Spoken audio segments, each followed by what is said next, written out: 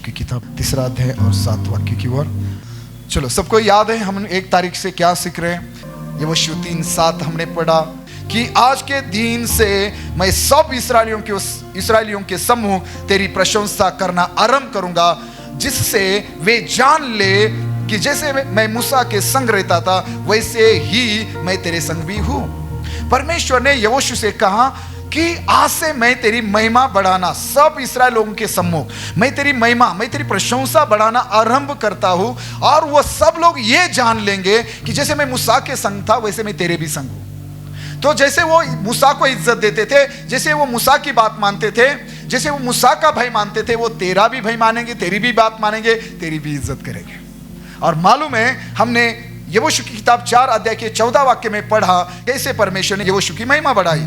लिखा है कि उस दिन यहोवा ने सब इस्राएलियों के सामने यहोशू की महिमा बढ़ाई, और जैसे वे मूसा के भय मानते थे वैसे ही यहोशू का भी भय उसके जीवन भर मानते रहे। तो ये सारी चीजें हमने सीखी है। हमने ये भी सीखा है कि जब परमेश्वर हमारी प्रतिष्ठा महिमा बढ़ाता है तो विरोधी या शत्रु बैरी कैसे डहा करते हैं, है ना, वो कैसे हमारे खिलाफ खड़े हो जाते, इकट्ठा हो जाते और बड़ी बड़ी युक्तियां बनाते हैं कि कैसे हमें ऊपर जाने से, मतलब ऊंचा उठने से, आशीषित होने से, आगे बढ़ने से, प्रमोशन पाने से कैसे रोका जाए। ये सारी चीजें हमने सीखी है। मैंने आपको यह भी बताया कि परमेश्वर ने यहोशू की महिमा कैसे बढ़ाई, यरदन के 2 भाग करने के द्वारा, और यरीहो की शहर पना गिराने के द्वारा, और यरीहो पर जय देने के द्वारा। लेकिन आज मेरा सवाल यह है कि परमेश्वर ने यरदन के 2 भाग कैसे किए, परमेश्वर ने यरीहो की शहर पना कैसे गिराई। तो वो बात को मैं आपको समझाना चाहता हूं। अभी ध्यान दीजिए, उसके लिए उन वचन पर ध्यान दीजिए। यहोशू की किताब 3 अध्याय 15 वाक्य पढ़िए, 14 और 15 वाक्य। इसलिए जब प्रजा के लोगों ने अपने डेरों से यरदन पार जाने को कूच किया और याजक वाचा का संदूक उठाए हुए प्रजा के आगे आगे चले, और संदूक के उठाने वाले यरदन पर पहुंचे, और संदूक के उठाने वाले याजकों के पांव यरदन तीर के जल में डूब गए। यरदन का जल तो कटनी के समय के सब दिन अपने तट के ऊपर ऊपर बहा करता है। यहोशू 4:14 में कि परमेश्वर ने यहोशू के द्वारा यरदन के 2 भाग करने के द्वारा सब लोगों के सामने यहोशू की महिमा बढ़ाई। लोगों ने देखा कि जैसे परमेश्वर मूसा के द्वारा लाल समुद्र को 2 भाग किया था, तो लोगों ने यह भी देखा कि परमेश्वर जैसे मूसा के साथ था सचमुच यहोशू के साथ भी है। जैसे वो मूसा के द्वारा बड़े बड़े काम करता था, सचमुच परमेश्वर ने यहोशू के द्वारा भी हमारे लिए बड़े बड़े काम करना शुरू कर दिया है। और सब इस्राएलियों की नजर में यहोशू की महिमा बढ़ गई। सब लोग यहोशू का उस दिन से भय मानने लगे और जीवन भर उसका भय मानते रहे। लेकिन बात मैं उस यरदन नदी की करने जा रहा हूं जो तट पर बहती थी, यानी कि उसका बहने का जो स्थान है ना, वो छोड़कर बाहर इस प्रकार ये यरदन बहती थी, और ऐसे समय में इस यरदन को पार करना नामुमकिन था। तो हुआ ये कि परमेश्वर ने यहोशू को एक बात कही, और परमेश्वर ने यहोशू से जो कहा था वो यहोशू ने किया। यहोशू को परमेश्वर ने क्या कहा था कि जो याजक लोग हैं उनको बोलो संदूक उठा लो। आज संदूक शब्द पर ध्यान देना, यही आज इस पूरे मैसेज का बड़ा सीक्रेट है। इस संदूक पर ध्यान देना। परमेश्वर ने यहोशू से कहा कि याजक लोगों को बोलो संदूक अपने कंधों पर उठा लो, और जो यरदन का पानी जहां से बह रहा है ना, वहां संदूक लेकर खड़े हो जाओ। और बाइबल कहती है कि जब परमेश्वर के कहने के मुताबिक यहोशू ने किया, संदूक को याजक लोगों ने कंधों पर उठाया है, और जैसे उनके पैर उस यरदन के पानी में डूबते हैं, वो पानी में अपने पैर रखते हैं, तो बाइबल कहती है जो तट पर यरदन बह रही थी ना, उसके 2 भाग हो गए। ऊपर जो पानी ऊपर से बड़ी तेजी से बहता हुआ आ रहा था ना, वो ऊपरी एक स्थान पर दीवार के समान खड़ा हो गया, वहीं पर एक जगह रुक गया, और जो नीचे पानी बह रहा था वो बहता हुआ चला गया और पूरी नदी सूख गई। और फिर ये याजक संदूक कंधों पर उठाकर नदी के बीच खड़े रहे, और फिर बाजू से सारे लाखों लोग, कितना सारा समय लगा होगा, सारे लोग धीरे धीरे यरदन को पार करके उस पार उतर गए, उस पार चले गए। और फिर अगले एक वचन में लिखा है, परमेश्वर ने कहा यहोशू को कि अभी याजकों को बोल, यरदन के बीच में वो खड़े थे। परमेश्वर ने कहा कि अभी तुम लोग यरदन से बाहर आ जाओ। और जैसे ही ये लोग 4:18 में क्या लिखा है कि और जो हो यहोवा की वाचा का संदूक उठाने वाले याजक यरदन के बीच में से निकल आए और उनके पांव स्थल पर पड़े, तो ही यरदन का जल अपने स्थान पर आया और पहले के समान तटों के ऊपर फिर बहने लगा। पहले जैसे ही याजकों के पैर पानी को लगे, यरदन के 2 भाग हो गए, ऊपर का पानी ऊपर, नीचे का पानी नीचे चला गया। ऊपर का पानी ऊपर ही एक स्थान पर जमा हुआ। लेकिन अभी जैसे याजक यरदन से बाहर आए और फिर से उनके पैर सूखी भूमि को लगे, तुरंत वो दीवार हट गई, वो पानी फिर से पहले जैसे वो नदी तट के मतलब तट पर से बहने लगी फिर से। अभी ध्यान दीजिए, यहां इन लोगों ने यरदन कैसे पार की। परमेश्वर के वाचा के संदूक ने अपने याजकों के द्वारा पहला कदम यरदन में रखा। वाचा के संदूक की ओर ध्यान दें। आप जब देखेंगे यहोशू की किताब 6 अध्याय 6 और 7 वाक्य में, आपको पता चलेगा कि यरीहो की जो शहर पना है वो कैसे गिरी। 6 दिन इन लोगों ने संदूक के साथ यरीहो शहर को हर दिन एक चक्कर लगाए, 7वें दिन 7 चक्कर लगाए। और ध्यान रखना, संदूक इनके पीछे पीछे चल रहा था। और जैसे परमेश्वर ने कहा था 7वें दिन 7 चक्कर लगाने के बाद सभी ने जय जयकार करनी है, नरसिंगे फूंकने हैं। और जैसे इन लोगों ने किया, कुछ नहीं करना पड़ा। यरीहो की जो दीवार थी ना, पूरे शहर की सुरक्षा के लिए, यरीहो नगर की सुरक्षा के लिए जो बड़ी शहर बनाने की दीवार थी ना, वो जगह पर ही गिर गई। और फिर ये लोग, ये हथियारबंद यहोशू की सारी सेना यरीहो में घुस गई और सारे यरीहो को नाश तहस नहस कर दिया, सभी को मार दिया। चर्च, भूलना मत, संदूक उनके बीच में था, संदूक उनके साथ चल रहा था। संदूक यरदन पार करते समय उनके आगे चल रहा था। संदूक उनके बीच में था जब यरीहो की शहरपना गिरी और यरीहो शहर पर जब इनको विजय मिला। ध्यान रखना, संदूक इनके बीच में था। बराबर। अभी मुझे बताने दीजिए कि संदूक मतलब क्या है, वाचा का संदूक मतलब क्या है। इब्रानियों की पत्री 9 अध्याय 4 वाक्य। उसमें सोने की धूपदानी और चारों ओर सोने से मढ़ा हुआ वाचा का संदूक, और इसमें मन्ना से भरा हुआ सोने का मर्तबान और हारून की छड़ी जिसमें फूल फल आ गए थे, और वाचा की पटिया थी। अभी ध्यान दीजिए, यह इब्रानियों की पत्री लिखने वाला संदूक के विषय में डिटेल कहता है कि इस संदूक में क्या क्या क्या रखा गया था। तो इस संदूक में, यह संदूक सोने से मढ़ा हुआ था, वाचा का संदूक, और इसमें मन्ना से भरा हुआ सोने का मर्तबान था। मन्ना से भरा हुआ, मन्ना समझते हैं, जो 40 साल लोगों ने स्वर्ग से दिया हुआ मन्ना खाया था। यह स्वर्गदूतों की रोटी थी। ये मधु, उसकी टेस्ट, उसका स्वाद शहद जैसा था, है ना। तो ये लोग प्रतिदिन, इनके लिए सुबह मतलब भोर को स्वर्ग से ये मन्ना गिरता था, ये लोग जमा करते और उसको पीसकर उसकी रोटियां बनाकर खाते थे 40 साल। तो ये मन्ना इसीलिए उस संदूक में रखा था। इब्रानी की पत्री लिखने वाला कहता है कि आने वाली पीढ़ियों को याद रहे कि हमारे पूर्वजों ने स्वर्गदूतों की रोटी खाई। हमारे पूर्वजों को, हमारे दादा परदादाओं को जंगल में, वो मिस्र से निकलकर जब वाचा के देश में दूध और मधु की नदियां बहने वाले अपने खुद के देश में जा रहे थे, जो परमेश्वर ने उनको देने का वायदा किया था। जब उस देश में जा रहे थे तो जंगल में कोई दुकान नहीं था राशन का, जंगल में कोई कपड़े की दुकान नहीं थी, जंगल में कोई जूते की दुकान नहीं थी, जंगल में कोई हॉस्पिटल नहीं था, कोई डॉक्टर नहीं था। परमेश्वर ने 40 साल इनको पहनने के, जो उनके शरीर पर कपड़े थे ना, उनके कपड़ों का भी ध्यान रखा, वो फटने नहीं दिए। उनके जूतों का भी ध्यान रखा, वो खराब होने नहीं दिए। ठीक है ना।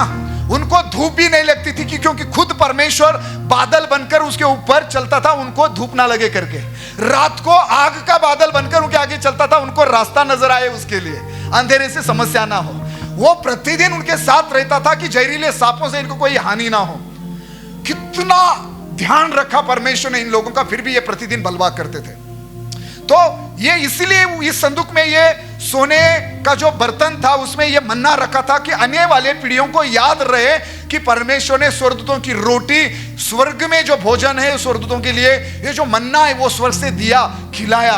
तो परमेश्वर की महिमा ये लोग करे, परमेश्वर के कामों को याद रखे, ना भूले। इसलिए परमेश्वर ने कहा था ये संदूक में रखो आने वाली पीढ़ी के लिए। उसमें और एक चीज थी, उस संदूक में और एक बात थी। वहां लिखा था कि मन्ना से भरा हुआ सोने का मर्तबान था और फिर हारून की छेड़ी जिसमें फूल फल आ गए थे। ये हारून की जो छेड़ी थी ना, बहुत लोगों ने मूसा के खिलाफ, हारून के खिलाफ कलीसिया के लोग खड़े हुए थे, 250 लोग, और वो भी मुख्य लोग थे, कलीसिया के अगुवे लोग थे। तो परमेश्वर ने ये दिखाने के लिए कि हारून मैंने चुना हुआ याजक है, मैं सब लोगों के साथ रहता हूं, मैं सबके द्वारा काम भी कर सकता हूं, लेकिन मैंने सबको नियुक्त नहीं किया है। याजक मैंने नियुक्त किया है। कौन याजक है, कौन चुना हुआ है, यह दिखाने के लिए परमेश्वर ने कहा था तुम लोग सब लोग अपनी एक एक छड़ी लेकर आओ और वो वाचा के संदूक में उधर रखो। और फिर परमेश्वर ने बोला था जिस छड़ी को फूल आएंगे, वो छड़ी जब उसको पत्ते आएंगे, डाली आएंगी, फूल लगेंगे, फल लगेंगे, जिसके छड़ी को, मतलब परमेश्वर ने कहा था मैं दिखाऊंगा मैंने किसको चुना है, याजक कौन है, हारून कौन है, इस बलवा करने वाले लोगों को। तो उस समय जब एक रात के लिए जब छड़ी कुछ समय के लिए संदूक के पास रखी गई, संदूक में रखी गई थी, और जब सुबह जाकर देखा सबकी छड़ियां जैसे थी वैसे ही थी, लेकिन हारून की छड़ी जो सूखी छड़ी थी, सूखी हुई मतलब मरी हुई, वो जीवित छड़ी नहीं थी, लेकिन वो छड़ी जीवित हुई है। मतलब जैसे हम अभी पेड़ से जैसे डाली काटते हैं ना, ऐसी वो छड़ी जीवित है, मतलब, और उसको डालियां आई है, फूल आए हैं और फल भी आए और वो पक भी गए हैं, वो पके हुए भी है। और फिर मूसा ने वो छड़ी लेकर सबको दिखाया, देखो इन लोगों के बीच में और हारून के बीच में अंतर क्या है। समझ में आया? तो परमेश्वर ने ये उनको याद दिलाने के लिए कि आने वाली पीढ़ी को भी ये याद रहे कि जिन लोगों को मैं याजक ठहराता हूं, जिन लोगों को मैं मेरी कलीसिया पर एक पासवान या परमेश्वर का मैं एक अभिषिक्त में मेरे लोगों को नियुक्त करता हूं, तो कलीसिया ने हमेशा अपने याजक की इज्जत करनी चाहिए, उसके खिलाफ खड़ा नहीं होना चाहिए। हमेशा अपने याजक को, पासवान को आदर देना है, उनको हल्के में नहीं लेना है, क्योंकि वो परमेश्वर के अभिषिक्त होते हैं। अगर उनके खिलाफ खड़े हो गए तो उन 250 लोगों का, उनके परिवार का जो हुआ वो तुम्हारा होगा। कैसे मरे थे मालूम है क्या आपको? जमीन फट गई थी, जमीन ने सबको निगल लिया था उनके परिवार के साथ। तो ये आने वाली पीढ़ियों को याद रहना चाहिए करके ये हारून की छड़ी उसमें रखी गई थी कि परमेश्वर जिसको नियुक्त करता है, परमेश्वर जिसको चुनता है, परमेश्वर जिसको अपनी कलीसिया के लिए खड़ा करता है, वो परमेश्वर की नजर में कितना महत्वपूर्ण होता है। कभी भी जब तक आपके सांसें चल रही, जब तक आप जीवित हैं, कभी भी किसी भी पासवान के, वो कितना बुरा भी क्यों ना हो, कभी भी किसी पासवान के खिलाफ मत बोलना। दाऊद ने जीवन भर कभी भी एक भी गलत शब्द अपने मुंह से शाऊल के विरोध में नहीं निकाला। शाऊल इतना बुरा व्यक्ति होने के बावजूद भी वो हमेशा शाऊल को कहता था ये मेरा स्वामी है, ये मेरा पिता है, ये परमेश्वर का अभिषिक्त है। इसलिए दाऊद सबसे आशीषित हुआ। आमीन, हालेलुया। चर्च, उस संदूक में तीसरी बात क्या थी? वाचा की पटिया थी। कौन सी पटिया? 80 दिन 80 रातें पहाड़ पर मूसा ने परमेश्वर के साथ, पहले 40 दिन और 40 रात थे, फिर वापिस 40 दिन 40 रातें। तो मतलब 80 दिन 80 रातें परमेश्वर की उपस्थिति में बिताने के बाद अपनी उंगली से ये 10 आज्ञाएं लिखी थी। तो ये 10 आज्ञाएं आने वाले पीढ़ियों को पता चले, आने वाले पीढ़ियों को याद रहे कि परमेश्वर ने अपने लोगों को जो 10 आज्ञाएं दी थी वो क्या थी, वो याद रहे कि परमेश्वर ने अपनी उंगली से, अपने हाथों से लिख कर दी थी। जब एक स्त्री को, कोई सुन रहा है? जब एक स्त्री को व्यभिचार करते हुए पकड़ कर लाया था ना यीशु के सामने यूहन्ना 8 अध्याय में, तो याद आ रहा है क्या वहाँ यीशु क्या कर रहा था? उंगली से नीचे लिख रहा था। क्या लिख रहा था वो मायने नहीं है, उसमें एक बड़ा मैसेज है। वो शास्त्री फरीसियों के लिए, वहाँ जो उस स्त्री को मारना चाहते थे ना, कि मूसा ने ऐसा लिखा है, मूसा ने ऐसा कहा है, व्यवस्था में ऐसा लिखा है कि ऐसी स्त्री को पथराव करके मार दिया जाए। तो अभी बोल तू क्या कहता है? तो यीशु मसीह तब जब ये लोग बार बार बोल रहे थे ना, यीशु मसीह उंगली से लिख रहा था। वो क्या कर रहा था? वो क्या संदेश दे रहा था इन शास्त्री फरीसियों को, पाखंडियों को? मालूम है क्या? जिस मूसा को तुम मानते हो ना, जिस व्यवस्था को तुम मानते हो ना, वो पुराने नियम का परमेश्वर मैं ही हूं। किसी के समझ में आ रहा है? अरे पाखंडियों, मत मुझे व्यवस्था मत सिखाओ, वो व्यवस्था लिखने वाला मैं ही था। समझ में आया? जो मैंने व्यवस्था अपनी उंगली से लिख रहा था ना यीशु, तो यीशु उन फरीसियों को, याजकों को ये याद दिला रहा था, मूसा को उन पत्थर की पाटियों पर जो आज्ञाएं, जो वाचा लिखकर दी थी ना, वो लिखने वाला मैं ही था।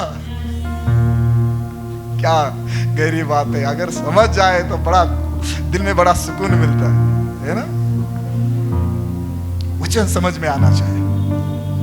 चर्च, मुझे बताने दीजिए, ये पाटिया, वाचा की पाटिया उस संदूक में थी, और कई सारी बातें हैं इस वाचा के संदूक से। परमेश्वर की उपस्थिति इस वाचा के संदूक में रहती थी। इस वाचा के संदूक से परमेश्वर दाऊद के साथ बातें करता था, याजकों के साथ, मूसा के साथ, परमेश्वर की कलीसिया के साथ बातें करता था। संदूक, ये परम पवित्र आंगन, पवित्र स्थान और परम पवित्र स्थान, पवित्र स्थान में यह संदूक रखा हुआ था। वहां साल में अपने आप को 1 साल पवित्र रखने के बाद, 1 साल शुद्ध रखने के बाद, 1 साल धर्मी जीवन जीने के बाद ही साल में एक बार प्रमुख याजक, प्रधान याजक अंदर जाता था।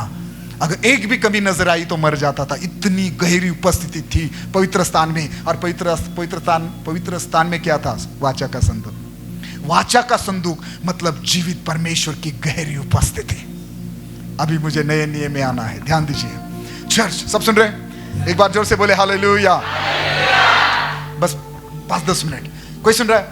चर्च, अभी ये वाचा का संदूक है ना, ये जब यरदन में, जब याजक लेकर आगे चल रहे थे, जैसे ही पैर लगे यरदन के पानी को, यरदन के 2 भाग हो गए।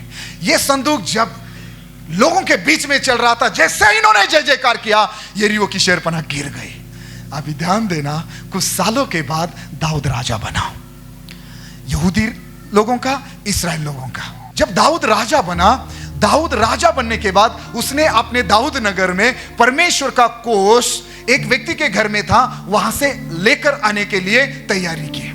2 शमूएल 6 अध्याय 1, 2, 3 वचन में दाऊद ने क्या किया कि दाऊद ने जब वो इस्राएल का राजा बना तो सब वीरों को, जो 30,000 थे, इकट्ठा किया। दाऊद और जितने लोग उसके संग थे वे सब उठाकर यहूदा के बाले नामक स्थान से चले कि परमेश्वर का वो संदूक ले आए, जो करूबों पर विराजने वाले सेनाओं के यहोवा का कहलाता है। परमेश्वर का वो वाचा का संदूक है।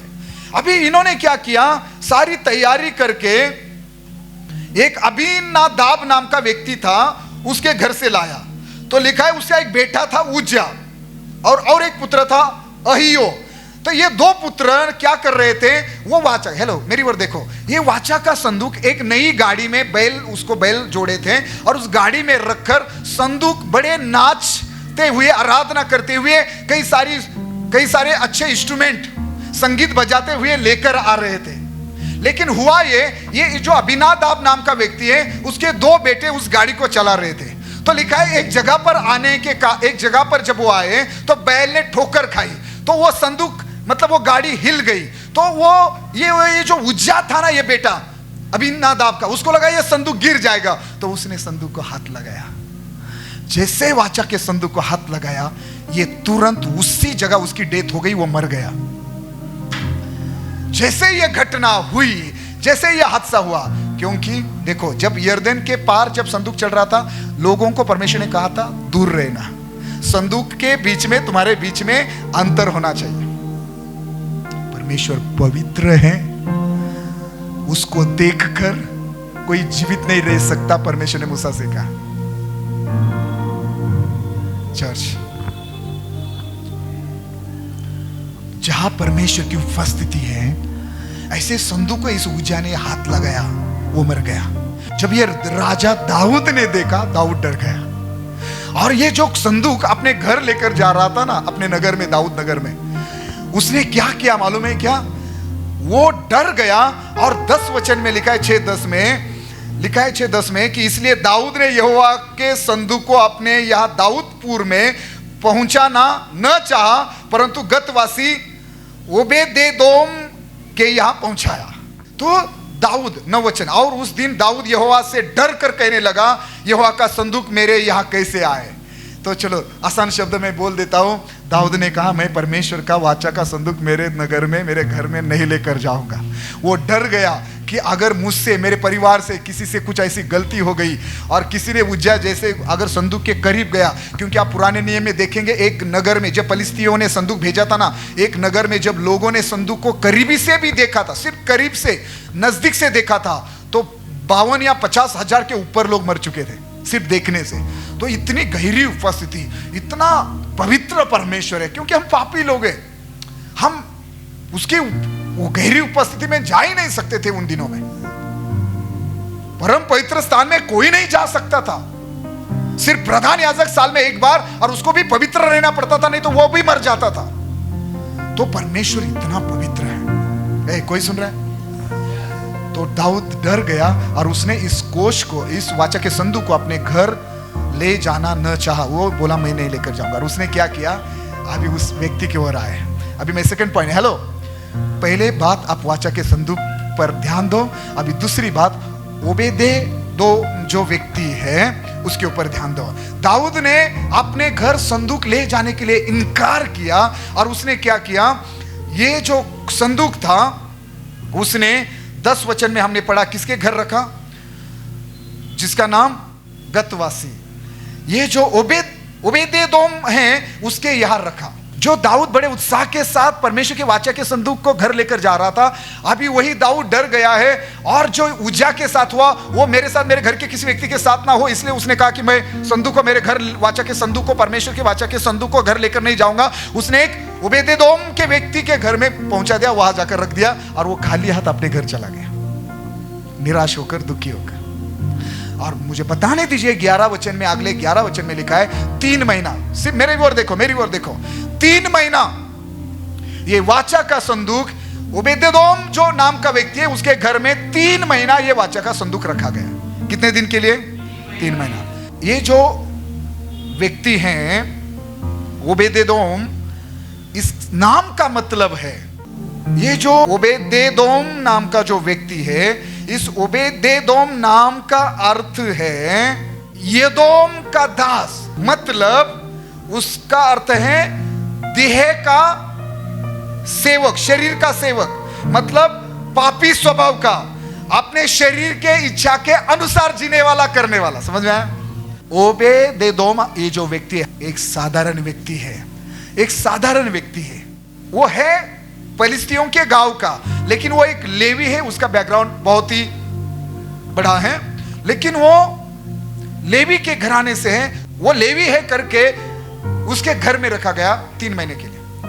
अभी ये साधारण व्यक्ति है, पापी स्वभाव का है, अपने मन के इच्छा, शरीर के इच्छा के अनुसार जीने वाला, करने वाला व्यक्ति है। लेकिन जब ऐसे साधारण व्यक्ति के घर में, शरीर के इच्छा के अनुसार चलने वाले व्यक्ति के घर में जब परमेश्वर के वाचा का संदूक आया, और वो संदूक जब 3 महीने उसके घर में रहा, आपको क्या लगता है? वो ऐसे कोने में पड़ा हुआ होगा? नहीं। इस ओबेदेदोम ने परमेश्वर के वाचा के संदूक की सेवा की, और वाचा का संदूक जब 3 महीना उसके घर में रहा, हुआ क्या मालूम है? ये साल कौन सा है? परमेश्वर ने आपके और मेरी महिमा बढ़ाना, इस कलीसिया की महिमा बढ़ाना आरंभ किया है। ये प्रतिष्ठा, महिमा बढ़ाने वाला साल है। ठीक है, अभी ध्यान दीजिए, 3 महीने के अंदर हुआ ये। अगले 11 वचन में लिखा है कि जब 3 महीने ओबेदेदोम के घर में जब संदूक रहा, तो लिखा यहोवा का संदूक गतवासी ओबेदेदोम के घर में 3 महीने रहा, और यहोवा ने ओबेदेदोम और उसके समस्त घराने को आशीष दी। 3 महीने में, जब 3 महीने महीने ये संदूक, सिर्फ 3 महीने, और ये भी कोई योजना नहीं थी। जब दाऊद डर गया, जब दाऊद ने संदूक का इनकार किया, तो एदोम को ये मौका मिला, ये बड़ा सौभाग्यशाली अवसर उसके हिस्से में आया कि परमेश्वर का संदूक उसके घर रखा जाए।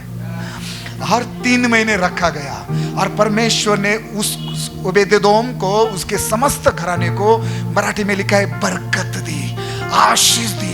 उसकी सारी चीजों को, वो खेती बाड़ी, जानवर, जो भी कुछ उसका हो, सभी बातों को परमेश्वर ने बरकत दी। ध्यान देना मैं क्या बोलने जा रहा हूं। बरकत दी, और इतनी बरकत दी, इतनी आशीष दी 3 महीने के अंदर। मैं एक बड़ी भविष्यवाणी करने जा रहा हूं, अपने कान वचन की ओर लगा रहा हूं। सिर्फ 3 महीने के अंदर, 3 महीने कोष, 3 महीने संदूक, वाचा का संदूक उस घर में रहा। परमेश्वर ने इतनी बरकत ओबेदेदोम को और उसके घराने को दी। उसकी लेवल इतनी बड़ी थी, वो आशीष इतनी ऊंची थी। वाक्य 12 में लिखा है कि परमेश्वर ने ओबेदेदोम के घराने को इतनी बरकत दी कि, आगे लिखा है, तब दाऊद राजा को यह बताया गया कि यहोवा ने ओबेदेदोम के घराने पर और जो कुछ उसका है उस पर भी परमेश्वर ने संदूक के कारण आशीष दी है। किस कारण?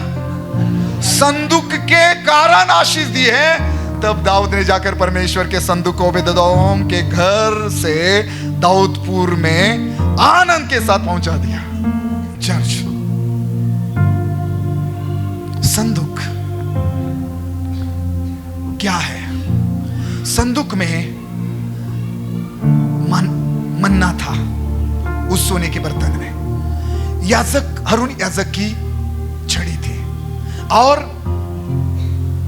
10 आज्ञाओं पाटियां थे, यानी कि वचन। अभी ध्यान देना, नए नियम का संदूक खुद यीशु मसीह है। ध्यान देना, यीशु मसीह को नए नियम का संदूक दर्शाया गया है। मानो कि नए नियम में हमारे लिए यीशु मसीह ही संदूक है।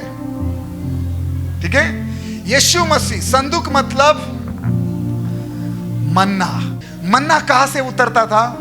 स्वर्ग से, इस्राएल लोगों की शारीरिक भूख मिटाने के लिए। लेकिन बाइबल कहती है जितने भी लोगों ने वो मन्ना खाया वो फिर कुछ सालों के बाद मर गए। लेकिन यीशु मसीह ने कहा यहूदी लोगों को, तुम्हारे दादा परदादाओं ने मन्ना खाया लेकिन वो मर गए, लेकिन मैं जीवन की रोटी हूं जो स्वर्ग से उतरी है। ये रोटी अगर कोई खाएगा तो वो कभी नहीं मरेगा। हालेलुया। मतलब मैं स्वर्ग से उतरा हुआ तुम्हारे लिए एक आत्मिक रोटी हूं, भोजन हूं। अगर मुझे कोई अपना उद्धारकर्ता ग्रहण करेगा, मुझ पर कोई भरोसा करेगा, तो वो कभी नाश नहीं होगा। वो कभी नहीं मरेगा, यानी कि वो कभी नरक में नहीं जाएगा, उसका कभी नाश नहीं होगा। तो यीशु मसीह वो मन्ना है जो स्वर्ग से उतरी हुई रोटी है। ठीक है। दूसरी बात, वो हारून से भी बढ़कर हमारा प्रधान याजक है। यीशु मसीह याजक है, ठीक है ना, और वो प्रमुख याजक है, वो प्रधान याजक है। वो स्वर्ग में परम पवित्र स्थान में, हाथों से बनाए हुए नहीं, जो अनंत कालिक परम पवित्र स्थान स्वर्ग में है ना, उस स्वर्ग में वो एक ही बार के लिए किसी मेमने का लहू नहीं, खुद का लहू लेकर आपके लिए, मेरे लिए स्वर्ग में परम पवित्र स्थान में गया है। वो हमारा प्रधान याजक है। तीसरी बात कि वो संदूक में क्या होता था? वो 10 आज्ञाओं की वो पाटियां। यीशु मसीह ही परमेश्वर का शब्द है, वचन है, वचन देहधारी हुआ। ओके, वचन देहधारी हुआ।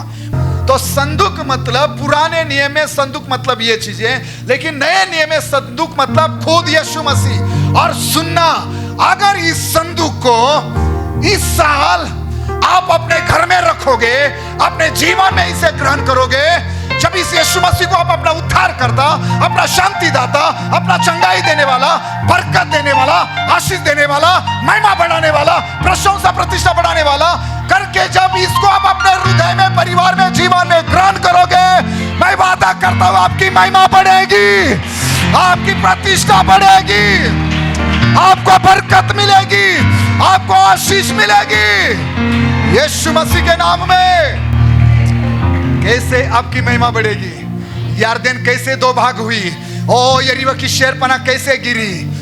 क्योंकि संदूक उनके बीच में था, संदूक उनके साथ था। इस साल आपकी महिमा बढ़ेगी। कब बढ़ेगी? जब यीशु मसीह आपके साथ रहेगा, जब यीशु मसीह आपके जीवन में होगा, जब यीशु मसीह आपके परिवार में होगा, जब आपके परिवार में यीशु की आराधना होगी, जब आप यीशु मसीह पर विश्वास करेंगे, जब आप उसके वचन को पढ़ेंगे, जब आप उस पर भरोसा करेंगे, जब आप उसकी सेवा करेंगे, आपको आशीष मिलेगी, आपकी महिमा बढ़ेगी, आपकी प्रतिष्ठा बढ़ेगी यीशु मसीह के नाम में। हालेलुया। कोई सुनो, नए नियम में हमारे लिए यीशु मसीह ही संदूक है, क्योंकि वो सारी चीजें यीशु मसीह के अंदर पाते हैं हम। और मालूम है इस ओबेद आदम के घर में कितने महीने संदूक रहा? 3 महीने। बोलो जनवरी, बोलो फरवरी, बोलो मार्च। मैं यीशु के नाम से भविष्यवाणी करता हूं, ओबेद आदम के घराने के समान मार्च महीने में आपकी गवाही होगी। 3 महीने के अंदर कोई रिसीव करे यीशु के नाम से, कोई ग्रहण करे यीशु के नाम से। हाथों को उठाकर बोलो, 3 महीने के अंदर मैं और मेरा समस्त घराना महिमा और प्रशंसा पाने जा रहा हूं, मैं आशीष पाने जा रहा हूं, मैं प्रमोशन पाने जा रहा हूं, मैं बढ़ने जा रहा हूं यीशु के नाम से। जोरदार ताली बजाई यीशु के लिए। हालेलुया। सिर्फ 3 महीने के अंदर, सिर्फ 3 महीने के अंदर आपके रिपोर्ट बदले होंगे, आप कर्जे से आजाद होंगे, आप बीमारी से आजाद होंगे, शैतान के बंधन से आजाद होंगे, हर दुख से तकलीफ से आने वाले 3 महीने के अंदर आप आजाद होंगे। क्योंकि आज आप संदूक लेकर घर जाएंगे, क्योंकि आज यीशु को अपने हृदय में ग्रहण करोगे, क्योंकि आज आप यीशु को अपने परिवार में ग्रहण करोगे। हालेलुया। संदूक के बारे में एक बड़ी सच्चाई बताऊं, दाऊद ने कितनी बड़ी गलती की। दाऊद ने कहा नहीं, मुझे नहीं चाहिए, मुझे नहीं चाहिए। उसने इनकार किया। दाऊद बोला मैं मेरे घर में नहीं ले जाऊंगा। वो ओबेद आदम, वो जाने दो, ये साधारण व्यक्ति है, ये पापी है, उसके साथ कुछ भी हो जाए कोई फर्क नहीं पड़ता। दाऊद ने ठुकराया, ओबेद आदम ने ग्रहण किया। यीशु मसीह को उसके अपनों ने ठुकराया, यहूदी लोगों ने ठुकराया, यहूदी लोगों ने इनकार किया। बाइबल कहती है जो उसके अपने थे उनके पास वो आया, लेकिन उन्होंने उसको नहीं पहचाना। इजराइल लोगों ने नहीं पहचाना। उस इजराइल देश में रहने वाले यहूदी लोगों ने उसको ठुकराया, उसको ठुकराया, उसको क्रूस पर चढ़ाया, मार दिया, यीशु का इनकार किया। लेकिन धन्यवाद दो अपने जीवन के लिए, धन्यवाद दो प्रभु को, उसकी स्तुति करो कि हम ओबेद आदम हैं, हम ओबेद आदम हैं, हम अन्य जाति से हैं, हम मसीह नहीं थे, हम यहूदी नहीं थे। हेलो, हम इस्राएली नहीं थे, हम इब्री नहीं थे, हम पापी थे, हम शरीर के अनुसार जीने वाले थे। लेकिन ये संदूक, लेकिन सुसमाचार, लेकिन यीशु का सुसमाचार हमारे पास आया, हमने ग्रहण किया और आज हमने बरकत पाई है, उद्धार पाया है, पाप क्षमा पाई है, अनंत जीवन के वचनों को पाया है। कोई तो आमीन कहे और यीशु के लिए तालियां बजाए।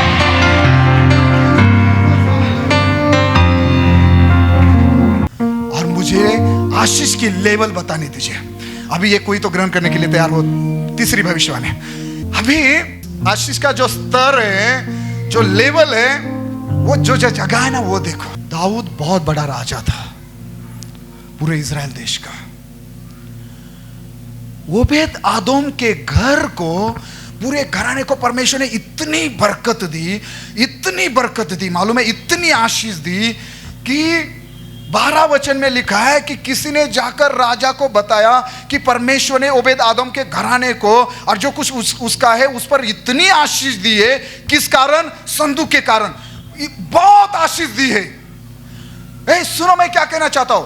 ओबेद आदम जो एक साधारण व्यक्ति है, उस संदूक के कारण परमेश्वर ने उसको इतनी आशीष दी कि लोगों को पता चली और वो बात जगह जगह गली मोहल्ले में फैल गई और इतनी चर्चा हुई। ओबेद आदम आशीषित हुआ, उसकी खेती आशीषित हुई, उसके बच्चे आशीषित हुए, उसका घर आशीषित हुआ, सब सब सब सब सब जो कुछ उसका था, सब लोग देख रहे ये आशीष। अरे पिछले महीने ऐसा था, अरे पिछले महीने तो इतना नहीं था, अरे पिछले साल तो ऐसा कुछ नहीं था।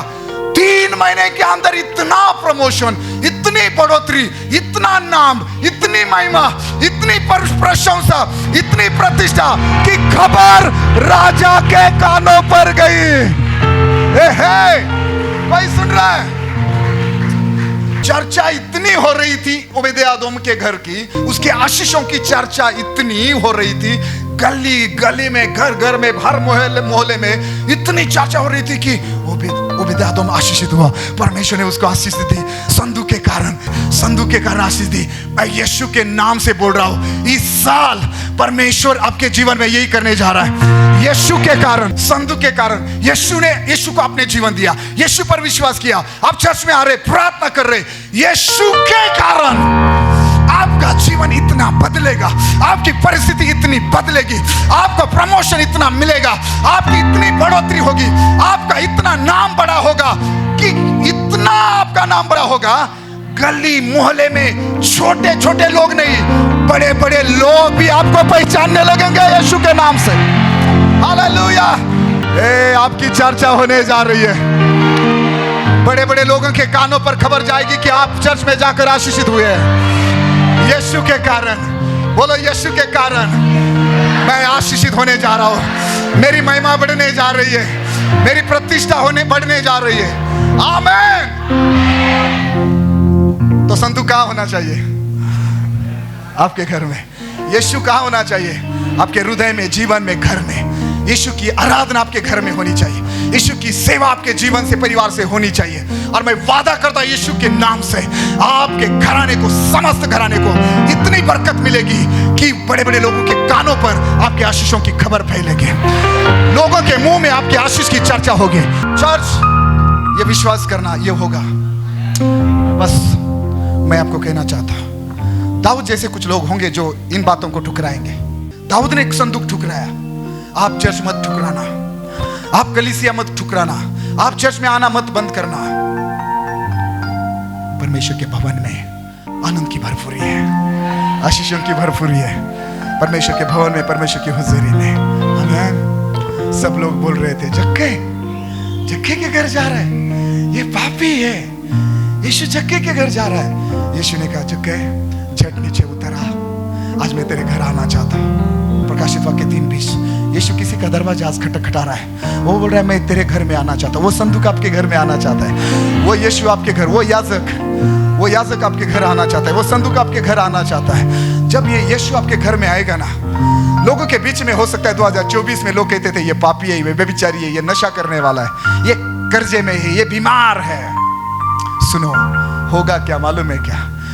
जैसे जक्के को बड़ा आनंद हुआ, जक्के गुलर के पेड़ से दौड़कर नीचे उतर आया, यीशु को घर ले गया। सब लोग उसकी निंदा कर रहे थे, बोल रहे थे जक्के पापी है। सारी भीड़ यीशु के पीछे जक्के के घर तक पहुंची। जक्के सबके सामने उठा, उसने मन फिराया, बोला प्रभु, मैंने किसी के ऊपर अन्याय किया है, अगर मैंने जबरदस्ती कुछ लिया है, मैं उसका 4 गुना वापस करता हूँ और मेरी आधी संपत्ति गरीबों में बांट देता हूँ। और मालूम है, सब लोगों के सामने, जो सब लोग कहते थे ना जक्के पापी है, सब लोगों के सामने यीशु कहता है, आज इस घर में उद्धार आया है, ये भी इब्राहिम का बेटा है। कोई सुने, ये इब्राहिम का बेटा है। आपको मालूम है उन लोगों के लिए इब्राहिम कितना बड़ा नाम है? इब्राहिम का बेटा होने के लिए एक चुंगी लेने वाले को इब्राहिम का बेटा कहा जाए, ये छोटी बात नहीं थी। प्रधान याजक, शास्त्री, फरीसी और ये जक्के की निंदा करने वाले सभी के नजर में जो जक्के की जो खराब चित्र प्रतिमा थी ना, सभी के सामने यीशु मसीह ने जक्के की महिमा बढ़ाई, कहा ये भी इब्राहिम का बेटा है, ये पापी नहीं है, ये पापी हो नहीं सकता, क्योंकि अभी मैं इसके घर में जीवन में आया हूं, इसने मन फिराया है। हमारा जीवन पहले ओबेदेदोम जैसा था, जक्के जैसा था। हम पहले पापी थे, शरीर के वासना, लालसा के अनुसार, अभिलाषाओं के अनुसार जीने वाले थे, नशा करने वाले, व्यभिचार करने वाले, गुस्सा करने वाले, गाली देने वाले। लेकिन अभी संदूक, अभी यीशु हमारे घर में आया है, यीशु हमारे जीवन में आया है। हालेलुया! अभी हमने मन फिराया है, अभी हम परमेश्वर के, इब्राहिम के नहीं, हम सर्वशक्तिमान के बेटे और बेटियां हैं। हम परमेश्वर के बेटे और बेटियां हैं। शैतान को बताओ मैं परमेश्वर का बेटा हूं, बेटी हूं। हालेलुया! आपकी महिमा बढ़ने जा रही है इस साल। हालेलुया! सब लोगों ने याईर से कहा, गुरुजी को गुरु को तकलीफ मत दो, तेरी बेटी मर चुकी है। यीशु ने कहा विश्वास रख, डर मत, हियाव बांध। यीशु उसके घर गए। आज यीशु आपके घर में आना ही चाहिए। आप यहाँ से जाते समय यीशु को घर लेकर जाएंगे, अपने हृदय में, अपने जीवन में, परिवार में। और देखो फिर आपके घर की, आपके जीवन की, आपके परिवार की कैसी महिमा बढ़ती है। जब याईर के घर गए, लोग विलाप कर रहे थे। याईर की एकलौती 12 साल की बेटी मर चुकी थी। यीशु वहाँ आया, बोले तुम क्यों रो रहे? ये सो रहे, ये सो रहे। सब हंसने लगे। यीशु मसीह ने उनको सबको बाहर भगाया, अपने कुछ चेलों को लिया अंदर, 2-3 लोग और अंदर गया। बेटी को कहा तलीता कुम, उठ। और वो मरी हुई जीवित हो गई। जो लोग रो रहे थे, याईर के घर में आंसू थे। उसने अपने इकलौती की बेटी को खोया था, लेकिन हुआ ये, सब लोगों के सामने याईर के बेटी को यीशु मसीह ने जीवित किया। और इस प्रकार सब, जहां विलाप था, जहां दुख था, वह आनंद, वह खुशी, बड़ी बड़ी गवाहियां, वहां बड़ी गवाही हुई सब लोगों के बीच में। जो लोग बोलते यीशु को मत बुलाओ घर, वही लोग क्या बोले होंगे? अच्छा हुआ याईर ने हमारी बात नहीं मानी, है ना? आज कई लोग आपको बोलते होंगे मत जाओ चर्च करो, यीशु को मत ग्रहण करो, यीशु को मत बुलाओ घर में, मत जाओ चर्च को, मत बाइबल पढ़ो, मत प्रार्थना करो। लेकिन याईर के समान आप अपना निर्णय कभी मत बदलना, यीशु का इनकार कभी मत करना, क्योंकि जीवन यीशु के पास है। क्योंकि जीवन यीशु के पास है। वही उद्धार करता है। उसने मृत्यु को, पाप को, शाप को जीत लिया है। 2000 साल पहले वो मनुष्य बनकर इस पृथ्वी पर आया और वो आपके और मेरे पापों के लिए क्रूस पर मारा गया। वो गाड़ा गया, तीसरे दिन फिर जी उठा और आज भी जीवित है। पाप क्षमा, उद्धार, मुक्ति, मोक्ष बाइबल कहती है केवल यीशु मसीह के द्वारा है। आमीन। कितने लोगों ने वचन सुना? हाथों का उठा कर गए आमीन।